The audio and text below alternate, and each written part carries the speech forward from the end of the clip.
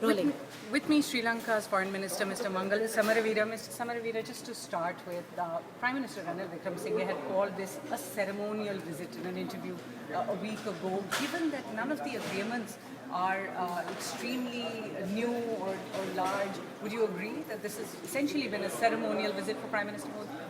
Well, it is a ceremonial visit in a way, but it has created far more significance than a mere ceremonial visit because of the unique nature. I mean, it is the first time an Indian Prime Minister is making a state visit to Sri Lanka in 27 years, even though we are only 26 miles apart. So this shows the strengthening, the dramatic strengthening, the remarkable strengthening of relations between the two countries.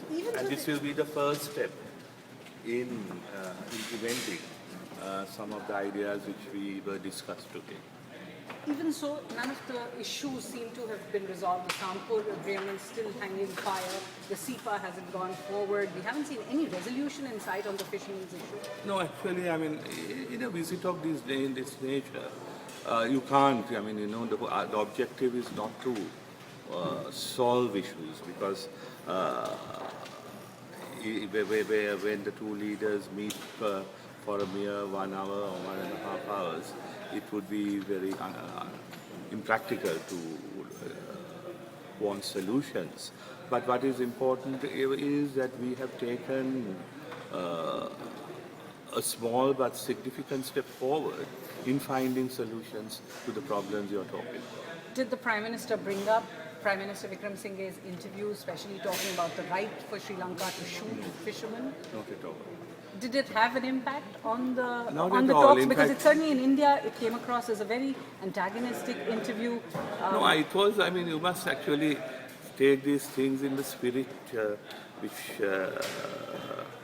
it is said. I mean, of course, looking in sort of cold black and white on print, it may look very threatening and sinister. But Prime Minister Wickremesinghe merely reflected the frustration felt by many of the fishermen locally. Right. Nothing more.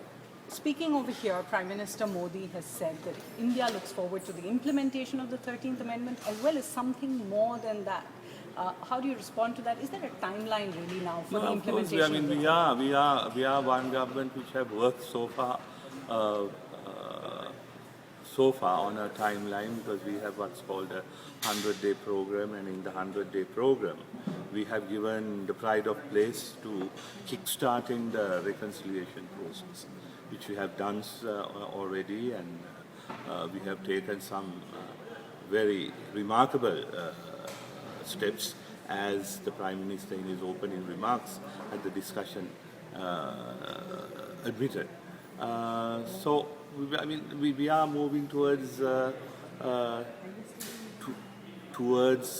creating a multicultural, multilingual, multi-ethnic new Sri Lanka.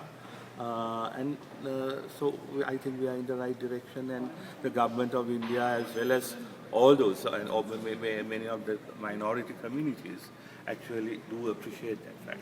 And finally, President Sirisena there in the UK has promised within 1 month a war crimes investigation over the 2009 war against the NTT. Speaking to the BBC. Yeah, it was not any. But what he has promised is the war crimes investigative mechanism, which was promised even in our manifesto. And how far up will the investigation go? Will it be former President Mahinda Rajapaksa who will also be accused in that? No, we don't know. In fact, that is why we have asked even the OISL report to be released in September to be referred to our mechanism, and then we can, I mean, whatever the names which will crop up will all be investigated into and suitable action taken on it. I do have to ask you finally, in an interview to the Hindu, former President Rajapaksa said he's being harassed by the government and that the government is coming after him, his family and his associates, and that he has not announced a retirement, that he could come back to power. Yes, I mean, we have at last restored the democratic credentials of Sri Lanka. which was fast becoming a dictatorship under the former president. And now, of course, if he wants, he can certainly come back into politics. No one is going to stop him. But on the other hand, we also have a duty by the mandate we got to look into the various allegations of very serious corruption against the president and his family.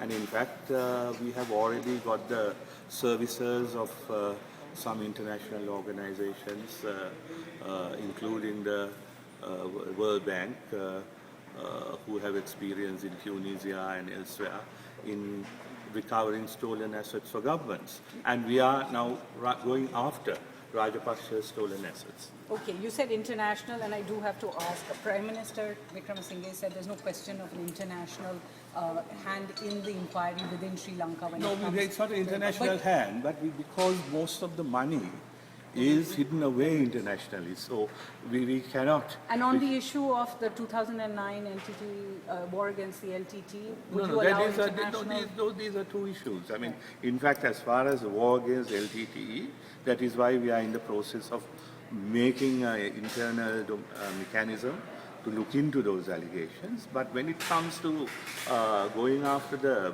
loot the Rajapaksa family has stolen, we have to get the support of various international agencies. In fact, we have located a few billion already, but it's not as easy to get to those.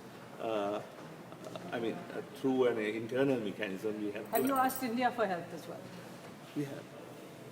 Will you give us some more details of No. what you've asked India for? We have asked quite a few countries for help.